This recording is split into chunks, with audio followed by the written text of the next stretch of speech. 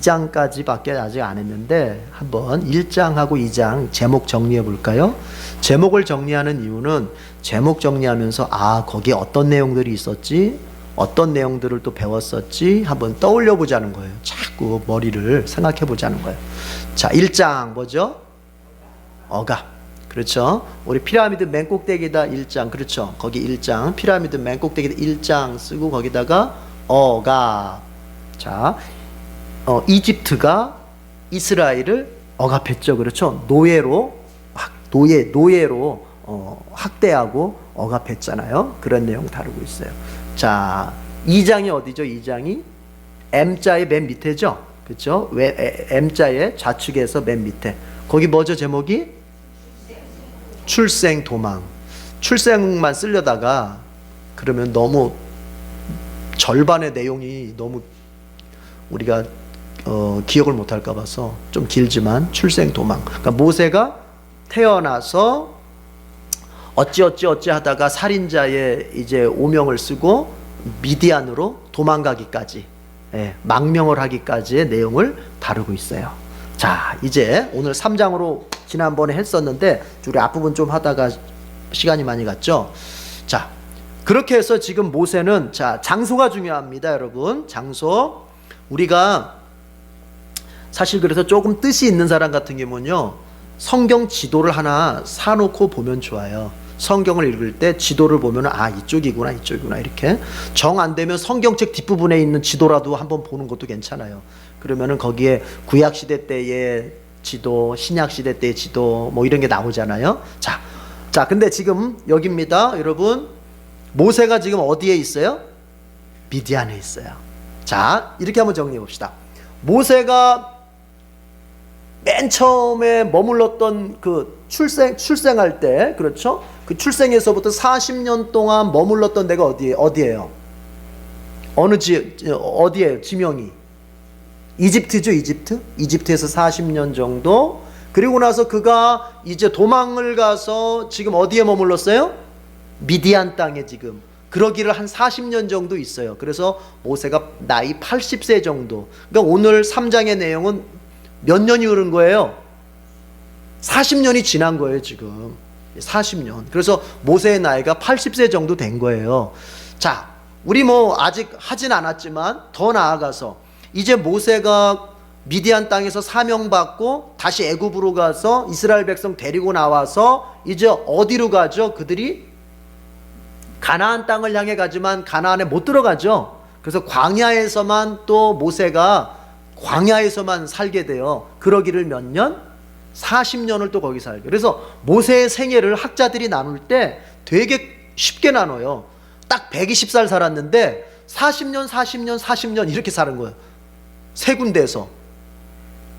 432, 120년이잖아요. 40년 애굽에서, 40년 미디안 광야에서, 40년 그 다음에 시내 광야에서 이렇게 40년을 산 거예요. 참 인생 참 나누기 편하네. 그렇죠? 네. 자, 지금 어쨌든 모세가 지금 어디에 있어요? 미디안 땅에 있습니다. 미디안 땅에서 미디안 제사장인 이드로의 양떼, 장인어른이죠. 자기 장인어른의 양떼를 치고 있어요. 그러던 중에 이제 미디안 땅에서 시내 광야를 지나서 그리고 시내산으로 올라갔어요. 시내산으로. 그런데 거기서 아주 희한한 광경을 봤어요. 떨기나무에 불이 붙었는데 그 떨기나무가 타질 않아요. 이상하다. 저게 왜 그렇지? 하고 가까이 갑니다. 가까이 갈 때 그 떨기나무 가운데에서 하나님께서 이제 하나님의 천사를 통해서 모세를 부르세요. 그래서 우리 4절 5절 표시하고 읽었죠. 4절 5절 표시했죠. 자, 읽어보기만 합시다. 내용을 좀 우리가 더듬기 위해서. 자, 4절 5절 다 같이 시작. 모세가 그것을 보려고 오는 것을 보시고 하나님이 떨기 가운데서 모세야 모세야 하고 그를 부르셨다. 모세가 대답하였다. 예, 제가 여기에 있습니다. 하나님이 말씀하셨다. 이리로 가까이 오지 말아라. 내가 서 있는 곳은 거룩한 땅이니 너는 신을 벗어라. 하나님 모세 부르셨습니다. 그래서 모세가 오니까 잠깐 거기서, 그리고 가까이 오기 전에 뭐부터 하라? 신부터 벗어라. 그래서 신을 벗는 것은 뭐냐? 자기의 인생을 내려놓는 것이라고 얘기를 했어요. 신은 자기의 인생이에요. 자기의 인생. 걸어왔던 인생. 특별히 그 걸어왔던 인생, 모세의 인생이 어떤 인생이에요? 하나님 없이 자기가 자기의 인생에 대해서 주인 노릇했던 그 인생 벗어놓고 이제 하나님께 와라. 또 하나는 뭐라 그랬죠? 신은 그 당시 신을 신지 않는 사람들은 누구밖에 없다 그랬죠? 노예들이죠. 그러니까 이제부터 너는 나의 종. 여러분, 종이라는 말이 근사하게 들리죠? 사실은 노예라는 말이에요. 노예라는 말. 뭔가 하나님의 종 그러면 뭔가 있어 보이잖아요. 권위가 있어 보여. 그런데 하나님의 노예 그러면 좀, 그런데 원래 노예예요. 둘로스라는 말도 그렇고. 그래서 김남준 목사님 이제 책을 읽어보면은 이제 앞에다가 서문 쓰잖아요. 서문 쓰고 꼭 밑에다가 보면 뭐라고 써 있냐면은 그리스도의 노예 김남준 그렇게 써 있어요. 예. 근데 그게 정말 신앙 고백이죠. 자, 하나님께서 이제 너는 나의 종으로서 살아야 되겠다. 이렇게 말씀하세요. 그래서 지난번 우리가 이런 얘기를 했습니다. 우리의 신앙생활이 처음에는 나의 어떤 욕망으로 출발할 수 있다 그랬어요. 나의 어떤 호기심으로 출발할 수 있다 그랬어요. 아, 예수 믿으면 뭐가 달라질까?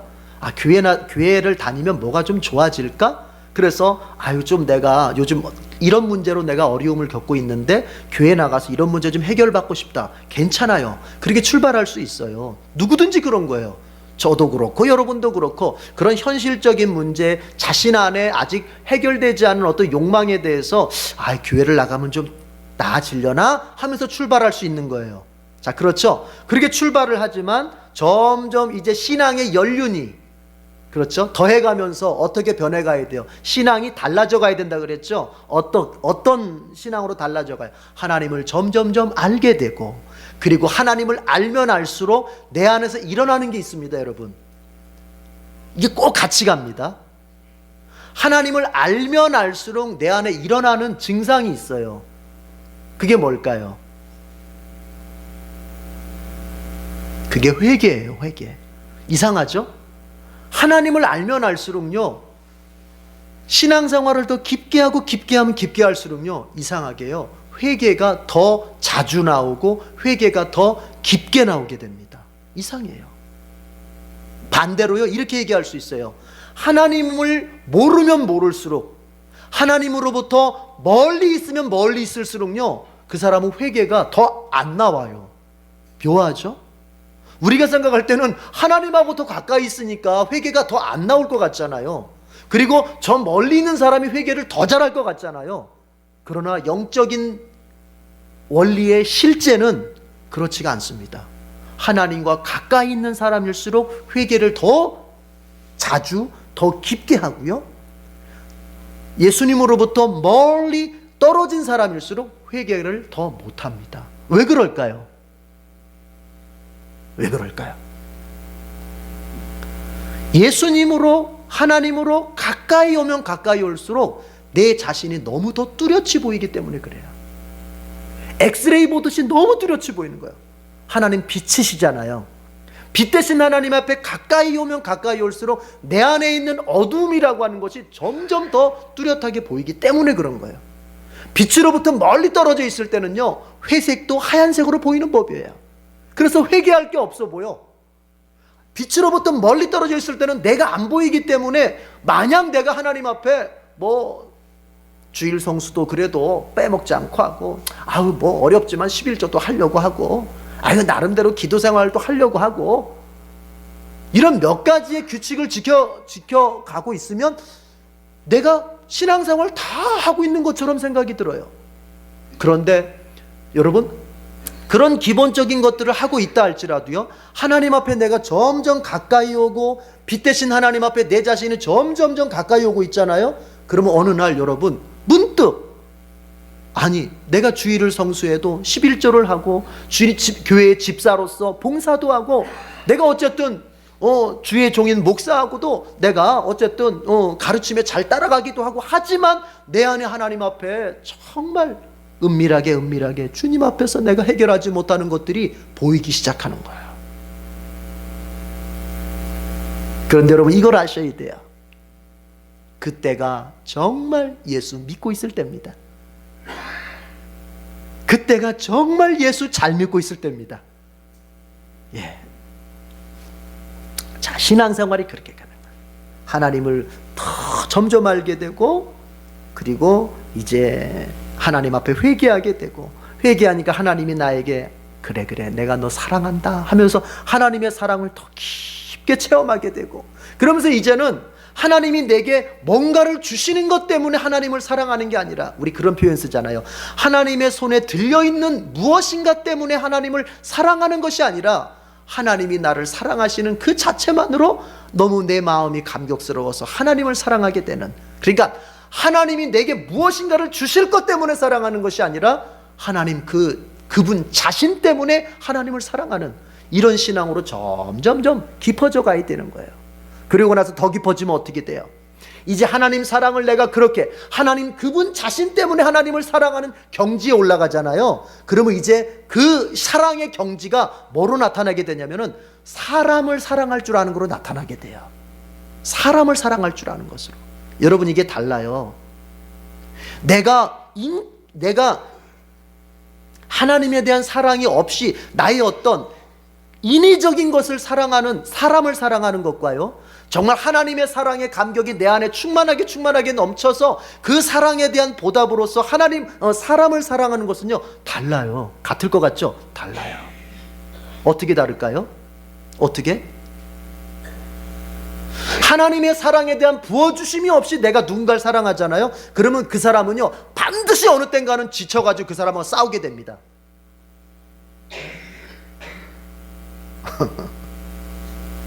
그렇게 돼요. 하나님께서 내게 부어주시는 그 사랑이 내게서 메말라 있는 채 내가 누군가를 사랑할 때는요, 이 사람은 지치게 돼요. 반드시 지치게 돼요. 지치게 되면 어떻게 되느냐? 내가 너 이만큼 사랑했는데 넌 어떻게 나한테 요만큼밖에 안 줘? 이게 딱 올라오게 돼 있어요. 그러나 하나님의 사랑으로 내게 채워지면서 사람을 사랑하는 사람은요, 그 사람은 지치질 않습니다. 왜 그런 줄 아세요?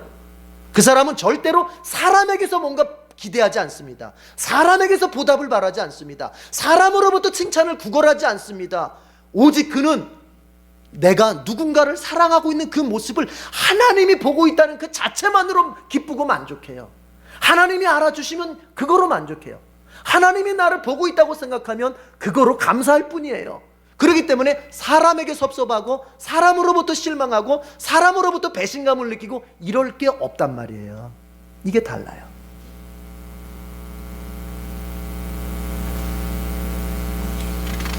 신앙이 점점 그렇게 자라가야 돼요. 현실적인 문제를 가지고 들고 와서 나 이것 좀 해결해 주세요, 이렇게 출발했던 그 신앙에서 이제 하나님을 더 알고, 그리고 회개하고, 하나님을 더 사랑할 줄 알고, 그리고 사람을 또 사랑할 줄 아는 이런 신앙으로. 물론 그렇다고 해서 이런 것이 그렇다고 해서 점점 신앙이 이렇게 성장해 간다고 하는 것이 우리가 주님 앞에서 일용할 양식을 구하는 것, 현실적인 문제를 하나님 앞에 구하는 것이 없어진단 말이 아니에요. 우리의 필요가 있잖아요. 우리가 그렇게 영적으로 성장해 가더라도 우리의 현실 가운데서 만나는 문제들이 있잖아요, 여러분. 그런데 그거 역시 구해요. 그런데 현실적인 문제를 구하는 거의 수준이 달라져 버려요. 어떻게 달라져요? 옛날에는요, 어린아이가 떼쓰듯이 어린아이가 그냥 마냥, 우리 이삭이 요셉이 그 어린아이들이 그냥 안 해주면 그냥 나뒹굴면서 나 왜 장난감 안 사주냐고 나뒹굴면서 달라고 했던 그런 거라면, 신앙이 영적으로 성숙해지면서 현실적인 문제를 하나님 앞에 구할 때는요, 어떻게 구하는 줄 아세요? 바울이 이런 얘기했죠. 감사함으로 아뢰라. 뭐라고요? 감사함으로 구하라. 옛날에는 떼쓰면서 구했어요. 떼쓰면서. 하나님 나 안 해줄 거예요? 안 해주면 나 정말 나 교회 뛰쳐나갈 거예요. 안 해줘요? 안 해주면 나 하나님 정말 미워할 거예요? 그러나 그가 영적으로 성장해가는 가운데에서 현실적인 문제를 구할 때는 하나님 감사합니다, 이게 먼저 나오는 거예요. 하나님 주시면 정말 하나님 주시면 정말 제가 그거 가지고 주의 일 더 많이 할 텐데, 만약 주님께서 다른 뜻이 있어서 더 늦게 주시든지 아니면 안 주신다 하더라도 저 하나님 사랑할 거고 하나님과 함께 할 겁니다. 이게 달라지는 거예요. 달라지는 거예요. 어린애들도 그렇잖아요. 여러분, 우리 지금 이삭이 요셉이가 지금 아빠 엄마한테 얼마 전에도 무슨 뭐 카드를 종이로 만든 카드를 사달라고 막 떼를 쓰는데, 아유, 그래도 걔네들이 나중에 크면 어때요? 구하는 거를 달라고 하는 거를 그렇게 달라고 하겠어요? 막 떼쓰면서 하겠어요? 그렇지 않죠. 아빠가 안 된다고 할 때는 뭔가 안 된다는 뜻이 있겠지 이러면서, 여러분, 이게 달라요. 어쨌든 우리의 신앙이 처음에 그렇게 출발했어도 점점 성장해 갈 수 있는 그런 우리 에덴교회 성도들이 되길 바랍니다. 지난주 그걸 좀 강조했고요. 자, 그런데요, 하나님께서 모세를 부르신 다음에 이런 말씀하세요. 나는 아브라함의 하나님, 이삭의 하나님, 야곱의 하나님, 즉 뭐예요? 너희 조상의 하나님인데 이제 내가 너를 보내서 고통받는 내 백성을 내가 이집트에서 데리고 나올 것이다. 여러분 10절 나침반 표시 한번 해보겠습니다. 10절 3장 10절입니다. 10절 나침반 표시 녹색으로 쭉 칠하시고요. 같이 읽어볼게요. 방금 했던 내용이에요. 자, 10절 하나님께서 모세에게 어떤 사명을 주시는지를 볼 수 있는 구절입니다. 시작. 이제 나는 너를 바로에게 보내어 나의 백성 이스라엘 자손을 이집트에서 이끌어내게 하겠다. 하나님께서 모세를 부르셨는데 그 모세에게 주고자 하시는 미션, 그에게 주고자 하시는 그 임무, 그에게 주고자 하시는 사명이 뭔지 하나님이 뚜렷하게 말씀하세요. 너를 내가 바로에게 보내서 내 백성 이스라엘 자손을 이집트에서 이끌어내게 하겠다. 해방시키겠다는 거죠. 자, 그런데요, 하나님이 이런 말씀하세요. 내 백성이 지금 고통받는 것을 내가 듣고 있고 보고 있다. 지금 이집트에서 이스라엘 백성들이 얼마나 심한 억압과 학대와 고통 속에서 아파하고 있고 죽어가고 있는지를 내가 부르짖는 소리를 내가 듣고 있다. 이런 말씀을 하세요. 여러분 7절 한번 읽어보십시다. 7절 다 같이 시작. 주님께서 다시 말씀하셨다. 나는 이집트에 있는 나의 백성이 고통 받는 것을 똑똑히 보았고 또 억압 때문에 괴로워서 부르짖는 소리를 들었다. 그러므로 나는 그들의 고난을 분명히 안다. 하나님께서 들었다는 겁니다. 이스라엘 백성들이 그 이집트인들의 그 학대와 핍박 속에서 너무너무 고통스러우니까 그들이 하나님 앞에 부르짖은 거예요. 자기 조상들이 믿었던 그 조상들의 하나님에게 부르짖은 거예요. 근데 하나님께서 그것을 어떻게 하셨어요? 들었다는 거예요. 그리고 그들이 그렇게 억압받는 장면들을 다 봤다는 거예요.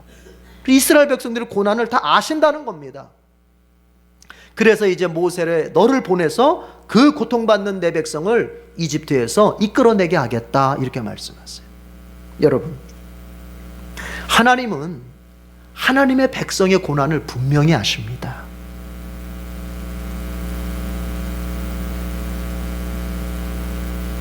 이것을 믿는 게 믿음이에요. 하나님은 하나님의 백성이 정말 고통받고 있고 삶의 그 허덕임 속에서 힘겨워하고 있다는 것을 분명히 아십니다. 그런데 중요한 게 있어요. 아시더라도 부르짖는 사람의 고난만 아세요. 놀랍죠? 하나님께서는 하나님의 백성이 고통받는 것을 아시는데 그 고통은요, 부르짖는 자의 고통만 아신다고요. 그래서 우리가 어렵고 힘들 때에 어떻게 해야 돼요? 부르짖어야 되는 거예요. 하나님 앞에 부르짖어야 되는 거예요. 에이, 하나님 다 아시는 분이고 우리가 구하기 전에 도 우리의 있어야 할 것을 다 아시는 분이니까 뭐 어차피 다 아시는 거 아니야? 아니에요. 하나님께서는 내가 나의 고통에 대해서, 나의 아픔에 대해서, 내 삶의 필요에 대해서 하나님께 부르짖을 때 그것을 들으시고 그리고 나의 고통을 보시고 아시게 되는 거예요. 여러분, 이게 중요해요. 영적인 원리에서. 그러니까 누구라도 게을러질 수 없어요. 삶이 어렵습니까? 삶이 어렵다면 그 어려운 삶을 주님 앞에 딱 내어놓고 부르짖을 수 있어야 돼요. 그리고 잊지 마세요, 여러분. 그때 믿음을 가지고 부르짖어야 돼요. 어떤 믿음? 오늘 하나님의 말씀처럼 3장 7절의 말씀처럼 내 백성이 부르짖는 소리를 내가 들었고 그리고 그들의 고난을 내가 분명히 안다. 하나님이 내가 부르짖는 소리 들으시고 그리고 하나님이 나의 고통의 세월을 아신다고 하는 그 믿음을 가지고 하나님 앞에 부르짖고 하나님께 나아갈 수 있어야 돼요. 그러면 하나님께서 이제 그런 이스라엘 백성을 위하여 모세를 준비하시고 그런 이스라엘 백성을 모세를 통해서 건져내신 것처럼 하나님께서 성령을 통하여 우리에게 위로와 격려를 주시고 성령을 통하여 우리의 삶의 길을 쫙 열어주시는 거예요. 이런 믿음이 우리 안에 넘치기를 축원합니다. 예. 절망하지 말고요. 예. 하나님은 우리가 당하는 고통에 대해서 그분은 대책을 가지고 계십니다. 여러분, 그게 8절 내용이잖아요. 8절 내용 다 같이 한번 읽어볼까요? 자, 8절 다 같이. 이번엔 8절 시작. 이제 내가 내려가서 이집트 사람의 손아귀에서 그들을 구하여 이 땅으로부터 저 아름답고 넓은 땅, 젖과 꿀이 흐르는 땅, 곧 가나안 사람과 헷 사람과 아모리 사람과 브리스 사람과 히 사람과 여부스 사람이 사는 곳으로 데려가려고 한다. 하나님이 대책을 가지고 있어요. 자, 여러분 보세요. 누구든지 조금 착한 사람이라면 동정은 할 수 있어요. 누군가가 불쌍해요. 동정은 할 수 있어요. 안 됐다. 너무 가련하다. 그러나 여러분, 돕는 거는 또 다른 문제예요. 도우려면은 여러분, 내게 뭐가 있어야 돼요? 동정심만 가지고는 안 돼요. 내게 뭐가 있어야 돼요? 능력이라는 게 있어야 되는 거예요. 능력. 그렇잖아요. 내가 그를 도우려면은 그 어려움 속에서 내가 건져줄 수 있는 대책을 가지고 있어야 돼요. 능력이에요, 능력. 그런 의미에서 하나님께서 자기 자신을 소개할 때 이제 전능한 하나님이다 소개하는 게 그런 이유예요. 하나님은 우리를 그냥 감정적으로 동정만 하시는 분이 아니에요. 너 불쌍하구나. 너 고통받는구나.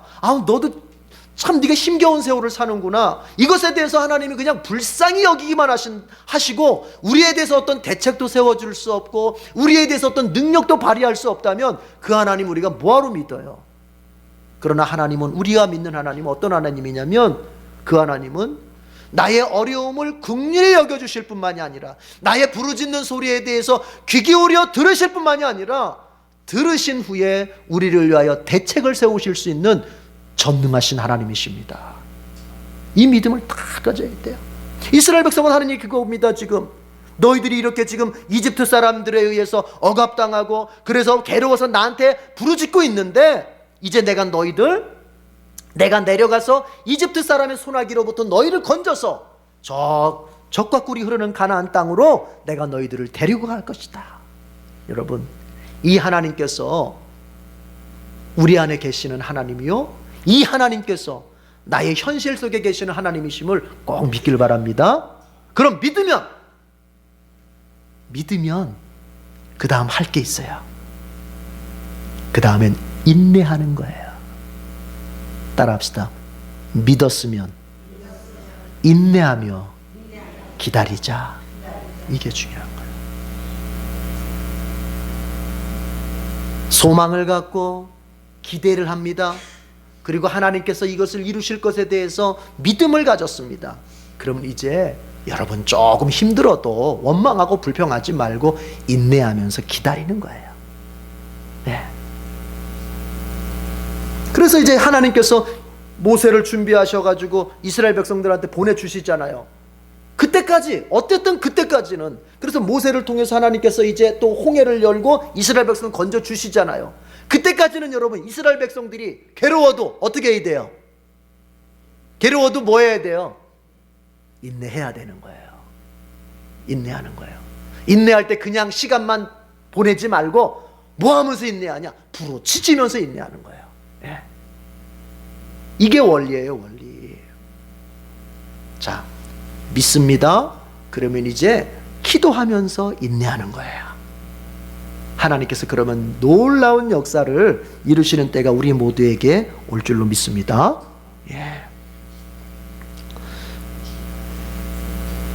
그런데 모세가 이렇게 얘기해요. 이제 하나님께서 10절 우리 읽었죠. 내가 너를 10절 나침반 표시하고 읽었잖아요. 내가 너를 바로에게 보내서 이스라엘 자손을 이집트에서 이끌어내게 하겠다. 내가 너를 사용해서 이스라엘 백성을 고통 중에서 억압 중에서 건져내겠다 하니까 모세가 뭐라냐면요, 아이고 감사합니다. 아니 저 같은 사람을 써주시다니 하나님 영광스럽습니다. 이러는 게 아니고 뭐라 그러냐면, 아이 제가 뭔데, 제가 뭐라고 감히 세계 최대의 왕인 바로 앞에 가서 이스라엘 자손을 제가 이끌어낼 수 있겠습니까? 여러분, 모세가 좀 달라졌어요. 그렇죠? 달라진 게 좀 보이세요? 보이세요? 안 보이세요?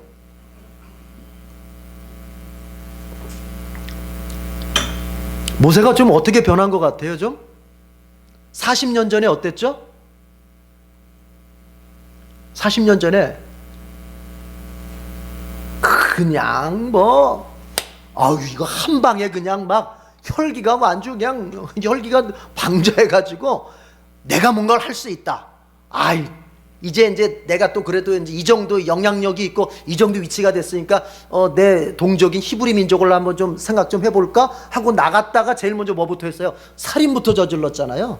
그죠? 그게 무슨 얘기냐면 자기가 할 수 있다는 거거든요. 내가 힘이 이렇게 있다는 거거든요. 내가 그래도 왕족이라는 거거든요. 여러분, 그렇게 교만하면요, 할 수 있는 것은 죄밖에 못 짓는 거예요. 근데 지금 모세가 어떻게 됐어요? 제가 뭘 어떻게 한다고요. 옛날에 그 힘쓰던 모세가 없어졌어요. 그러기도 하죠. 벌써 지금 40년에서 나이가 지금 몇 살 됐어요? 80세 됐죠. 80세. 그런데 나이도 나이지만 여러분 뭐가 변했어요? 마음이 변한 거예요. 40년 전 모세는요, 나는 할 수 있다. 나는 할 수 있다. 하면 된다. 해보자. 그래, 내 힘으로. 그러나 지금 모세는 뭐예요?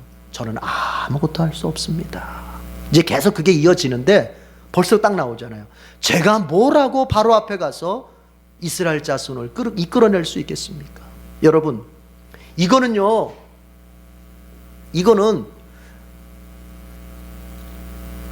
어떤 단순히 자기 비하가 아니에요. 이건 진심에서 나오는 자기의 무능을 고백하는 거예요. 네. 여러분, 세상은 자꾸 뭐라고 말하냐면은, 세상은 꿈을 꿔라. 그리고 할 수 있다는 자신감을 가져라. 네 자신을 믿어라. 세상은 자꾸 이렇게 얘기합니다. 너는 꿈꾼 대로 된다. 너는 네 자신을 믿는 대로 된다. 그래서 나오는 게 뭐예요? 긍정의 힘 나오잖아요. 그건 기독교가 아니에요. 절반만 기독교라고 얘기했잖아요. 긍정이 나쁘다는 의미가 아니에요, 여러분. 그런데요, 성경을 볼 것 같으면 그 긍정으로 나아가는 데는 절차가 있는 법이에요. 어떤 절차? 내가 하나님 앞에서 아무것도 아니라고 하는 것을 먼저 깨닫고 고백한 다음에, 나는 이렇게 약하지만 하나님이 하신다면 내가 할 수 있습니다. 이렇게 가는 긍정인 것이지, 내가 긍정적으로 생각하니까 되고 내가 꿈을 꾸니까 되고, 이거는 성경이 아니에요. 잘 이해하셔야 돼요. 그래서 기독교의 긍정이라고 하는 것은 반드시 하나님 앞에서 한번 죽어지는 부정이 있은 다음에 긍정으로 가는 거예요. 그러나 세상은 어때요? 에이, 넌 할 수 있어. 넌 특별한 사람이야. 네 자신을 믿어.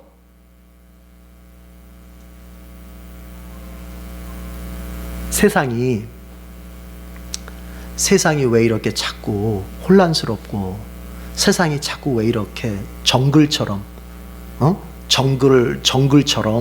정말 무법천지고 강자가 약자를 잡아먹는 이런 세상이 돼가냐면요, 뭐가 없냐면요, 다 이거예요. 꿈을 꿔. 넌 할 수 있어. 넌 특별해. 그리고 다 특별하니까 특별한 사람들끼리 다 서로 잡아먹는 거예요. 뭐가 없어요? 겸손이 없어. 겸손해야 되는데, 하나님 앞에서 겸손하고 사람 앞에서 겸손하고, 이거하고는 다릅니다. 여러분, 이거하고는 달라요. 자, 3번은 빼야 된다면서요. 못해요. 3번은 빼야, 체면상 3번은 빼야 된다면서요. 그게 아니에요. 그걸 말하는 게 아니에요. 유교적 개념의 겸손을 말하는 게 아니에요. 기독교의 개념, 겸손은 그런 어떤 체면상 빼는 걸 말하는 게 아니야. 이거 먹어 그러면 아니 난 안 먹어. 속에서는 먹고 싶은데 안 먹어. 갖고 싶은데 아니야 난 됐어. 아니 난 많이 먹고 왔어. 난 됐어. 이걸 말하는 게 아니에요. 기독교의 겸손은 뭐냐? 진짜 자기 본질적 존재적 겸손이에요. 정말 못해요. 정말 나 할 수 없어요. 갖고 싶은데 됐어. 이게 아니라 정말 나 그거 가질 자신 없어요. 여러분, 하나님은 그런 겸손한 사람을 들어서 쓰시는 거예요. 그래서 우리에게 가끔 여러분 실패라는 게 옵니다. 잘 나가던 사람도 가끔 실패라는 걸 경험하는 거예요. 영적인 사람, 막 정말 뭐 기도 열심히 하고 믿음이 쫙 뻗어나갈 것 같은 사람도 어느 순간 영적으로 확 꼬꾸라질 때가 있어요. 그게 뭔지 아세요? 너 겸손해져라. 네가 네 기도 때문에 그렇게 된 줄 아니? 네가 네 기도 때문에 그렇게 잘 된 건 줄 알아?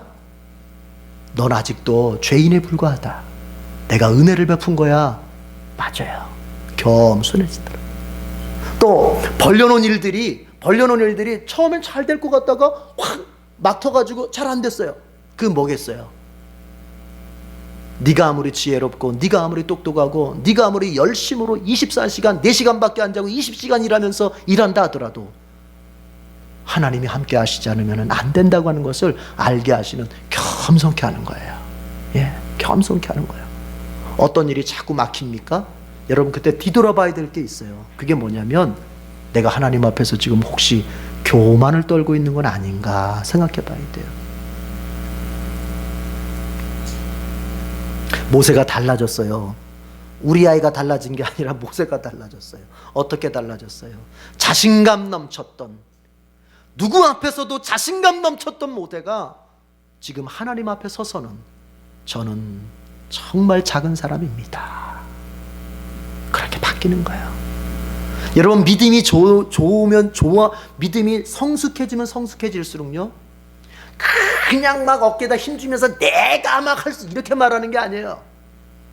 믿음이 성숙해질수록 뭐냐? 정말 저는 부족합니다.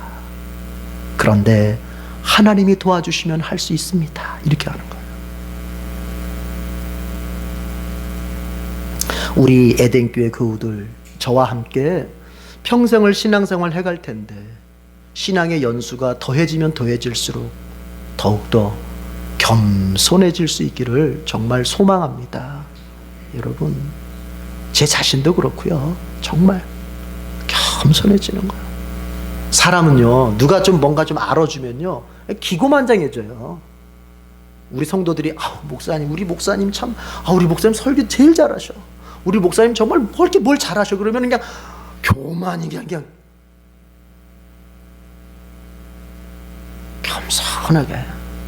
겸손하게.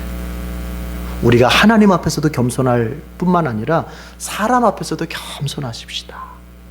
사람 앞에서도 겸손하십시다. 서로가 서로에게 뭔가를 막 가르치려고 막 선생 노릇하지 말고, 야고보가 그랬습니다. 너희들 선생 많이 되려고 하지 말아라. 너희들은 형제다, 형제. 여러분, 우리가 누군가에게 무엇인가를 가르쳐 줄 때도 내가 선생이고 너는 나보다 하수니까 이렇게 해! 이게 아니라 형제가 형제한테, 그렇죠? 네, 형제가 형제한테 정말 이 형제를 사랑하는데 이 형제가 인생을 정말 잘 살았으면 좋겠어. 친형제 있잖아요. 친형제. 근데 정말 잘 살았으면 좋겠어. 그럴 때 막 군림하면서 가르쳐줘요. 막 이렇게 안 하잖아요. 이거 이렇게 하고 이렇게. 그런 형제된 마음으로 권면해주고, 형제된 마음으로 기도해주고, 형제된 마음으로 서로 이렇게. 우리 에덴 교회는 그런 사람들만 있는 줄로 믿습니다. 자, 그런데요, 모세가 그렇게 하나님, 제가 뭔데 바로한테 가서 이스라엘 자손을 이끌어낼 수 있겠습니까? 저 못하거든요. 이런 뜻이잖아요. 근데 하나님이요, 한마디 딱 하세요. 한마디. 대답이 뭐냐면 12절 읽어보세요. 12절 다 같이. 12절 시작. 하나님이 대답하셨다. 내가 너와 함께 있겠다. 내가 이 백성을 이집트에서 이끌어낸 다음에 너희가 이 산 위에서 하나님을 예배하게 될 때에 그것이 바로 내가 너를 보냈다는 징표가 될 것이다. 여러분, 우리가 두렵고 부담스럽고 정말 너무 감당하기 어려운 문제를 딱 만났을 때요, 한 가지 믿음만 있으면 됩니다. 하나님 나와 함께 계신다. 두려움을 느끼는 사람에게 하나님이 하시는 말씀은 딱 한마디예요. 다른 거 필요 없어요. 내가 너와 함께 있겠다. 이거 하나. 여러분, 다른 음성 들으려고 할지도 말고 들을 필요도 없어요. 한 가지만 내 마음속에 성령의 음성을 듣기만 하면 됩니다. 내가 너와 함께 있겠다. 이겁니다. 불속과 같은 그런 고난의 현장, 정말 불속과 같은 정말 너무 내 인생에 부담스러운 현장으로 내가 지금 들어가야 되는데 딱 그 문턱에서 하나님, 내게 한마디만 들려주십시오.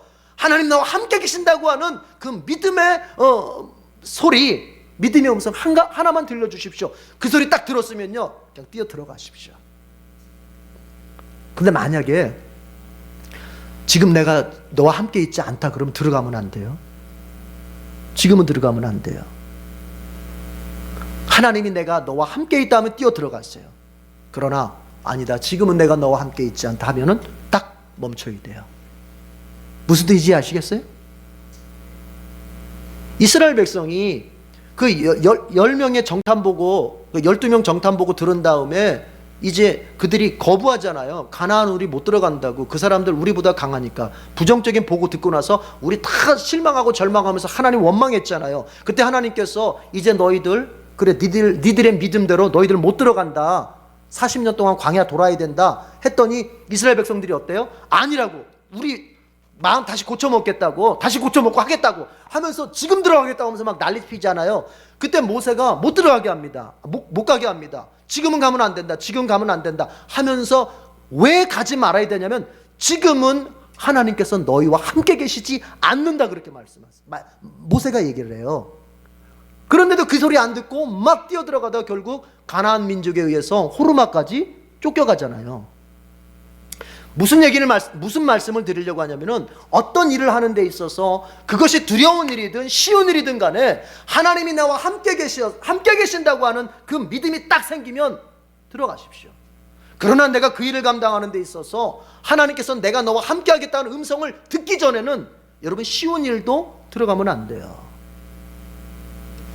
다르게 얘기하자면 하나님이 함께 계실 만한 일만 하세요. 죄악의 일은 하나님이 함께 계십니까? 안 계십니까? 안 계십니다. 링컨이 이런 얘기를 했어요. 링컨이 남북전쟁이 한창일 때 이렇게 어떤 사람들이 이런 얘기를 했어요. 각하, 이 전투에, 이 중요한 전투를 앞에다 두고 하나님께서 우리와 함께 계시도록 기도를 많이 해야 되겠습니다. 그러니까 링컨이 그런 얘기를 해요. 그렇게 기도하는 거 아니라고. 그렇게 기도하는 거 아니라고. 어떻게 해요? 하나님은 이미 우리와 함께 계신다고. 하나님은 이미 우리와 함께 계신다고. 그런데 문제는 내가 하나님과 함께 있는지를 살펴봐야 된다고.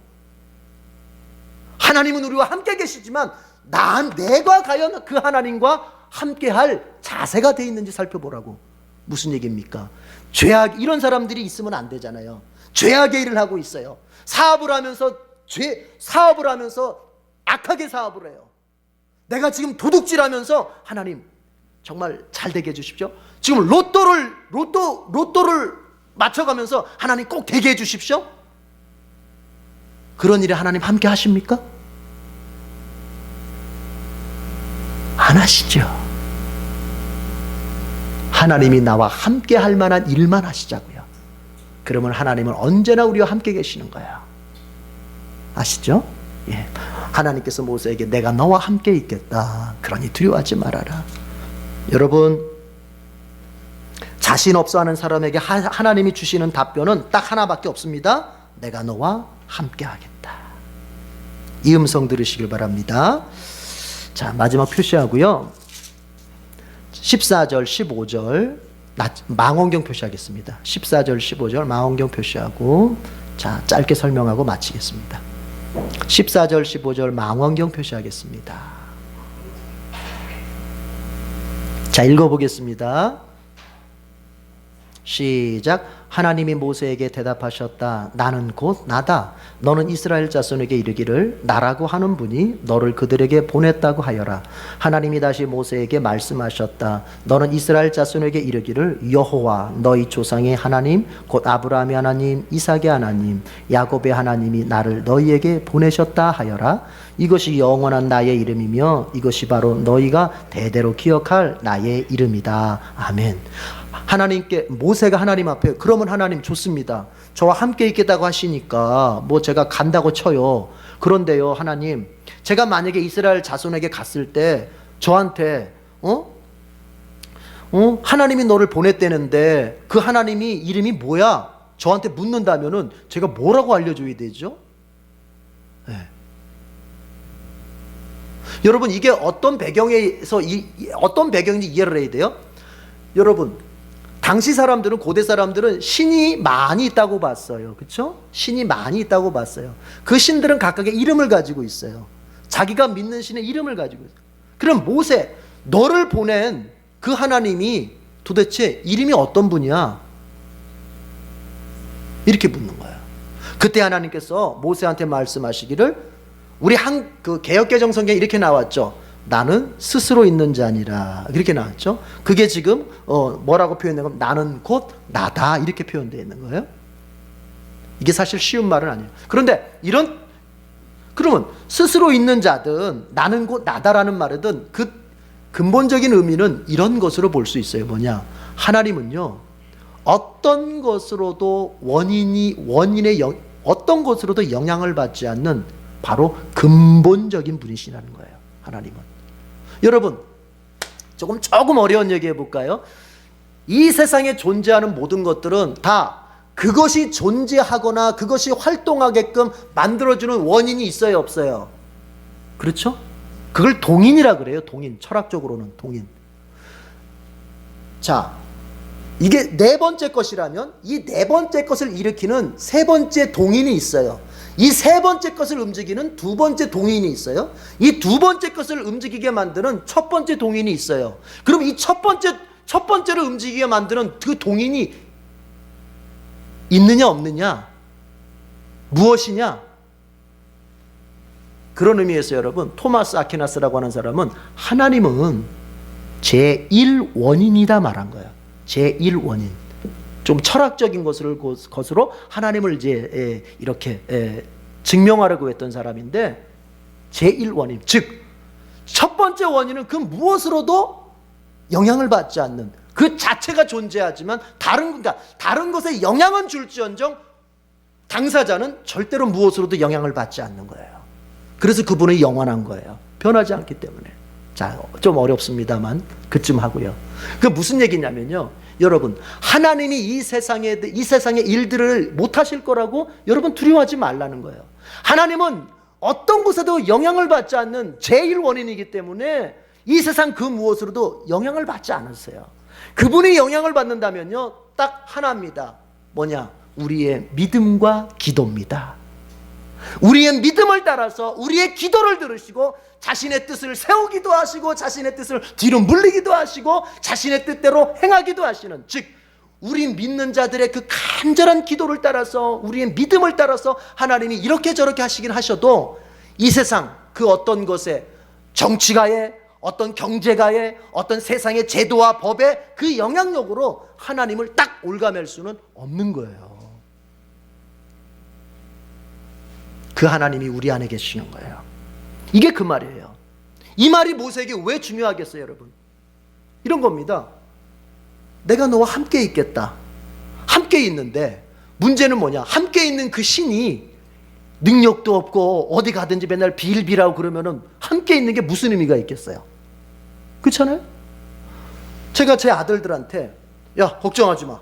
아빠가 니들하고 같이 가줄게. 딱 갔는데 나보다 더 키 크고 나보다 더 힘세고 나보다 더 싸움도 더 잘하는 사람이 앞에 있어. 그러면 내가 함께 있다는 건 게 무슨 의미가 있겠어요? 애들 앞에 망신만 당하지. 하나님 지금 무슨 말씀하시는 거예요? 너와 함께 있는 나는 이 세상 그 무엇으로도 영향받지 않고 오히려 이 세상 모든 것을 내가 통치하는 바로 그 하나님이라는 거예요.